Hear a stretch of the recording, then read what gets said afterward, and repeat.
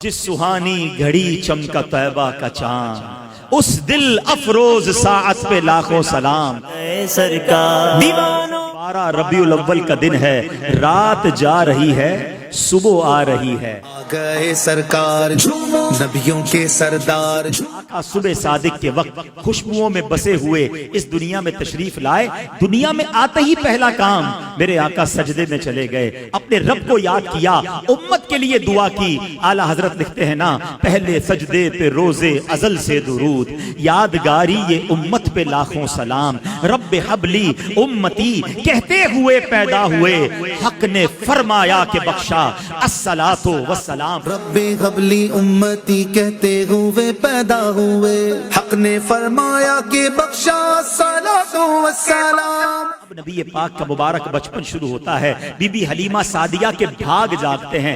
آپ کہتی ہے میں بڑی غریب تھی، میرے جانوروں میں بھی طاقت نہیں تھی، جب مکے کو آ رہی تھی میرا خچر سب سے پیچھے رہ جاتا تھا، پورے قافلے کے لوگ پریشان تھے، حلیمہ کیسا جانور لائی ہو؟ کہتی میں خود بھی اتنی کمزور تھی، اپنے پاس بھی دودھ نہیں تھا۔ مکے کے لوگوں کا دستور تھا کہ بچوں کو دودھ پلانے گاؤں میں بھیجتے تھے تاکہ ان کی زبان بھی اچھی ہو، ان کی صحت بھی اچھی ہو۔ اب جب اس سال مکے میں وہ گدائیاں آئیں، سب کو بچے مل گئے۔ بی بی حلیمہ کہتی ہیں کہ مجھے کسی نے بچہ نہیں دیا میری غربت کو دیکھ کر، مگر میں نے ایک بچہ دیکھا، تھا بڑا نورانی، تھا بڑا پیارا، مگر اس کے والد دنیا میں نہیں تھے، اس لیے کسی دائی نے اس بچے کو نہیں لیا کہ والد نہیں ہیں تو پیسے بھی نہیں ملیں گے، انعام بھی نہیں ملے گا۔ بی بی حلیمہ کہتی ہیں میں نے سوچا خالی ہاتھ جانے سے بہتر ہے اس پیارے سے نورانی بچے کو لے جاتی ہوں۔ اللہ اکبر! دنیا کو کیا، ان کو کیا معلوم تھا کہ اس بچے کو گود میں لینا ہے اور ان کے مقدر جاگ جانے ہیں۔ اللہ اللہ اللہ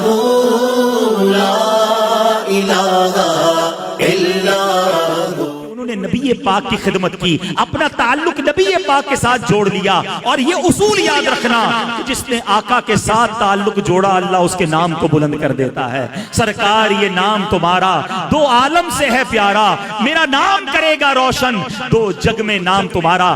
آج اگر ہم سب کو دنیا میں کوئی عزت دیتا ہے تو فقط یہ نام مصطفیٰ ہے، یہ سرکار کے نام کی عزت ہے جو ہماری پہچان بنی ہے۔ آپ ہسٹری اٹھا کے دیکھ لیں، جس نے میرے آقا کے نام کو بلند کرنے کی کوشش کی اللہ نے اس کے نام کو بلند کر دیا۔ ان کے جو غلام ہو گئے وقت کے امام ہو گئے، ان کے جو غلام ہو گئے وقت کے امام ہو گئے، نام لیوا ان کے جو ہوئے ان کے اونچے نام ہو گئے۔ ارے بی بی حلیمہ کے بھاگ جاگے، کہتی میں نبی پاک کو لے کر نکلتی ہوں، وہی خچر جو سب سے پیچھے رہ گیا اب وہ سب سے آگے دوڑ رہا ہے۔ میرے قافلے والے کہتے حلیمہ کیا جانور تبدیل کر دیا ہے، ریپلیس کر دیا ہے، اتنی تیزی سے کیسے دوڑ رہا ہے؟ اس وقت تک تو آپ کو ریئلائز نہیں ہوا تھا کہ یہ ہو کیا رہا ہے۔ جب اپنے گھر پہنچتی ہیں کہتی میری بکری کے تھن بھر گئے، وہ بکری جو ایک قطرہ دودھ نہیں دے رہی، اتنا دودھ نکلا ہمارے سارے برتن بھر گئے، خود میری صحت اچھی ہونے لگی، میں نے بھی نبی پاک کو دودھ پلایا، اپنے بچے کو بھی دودھ پلایا۔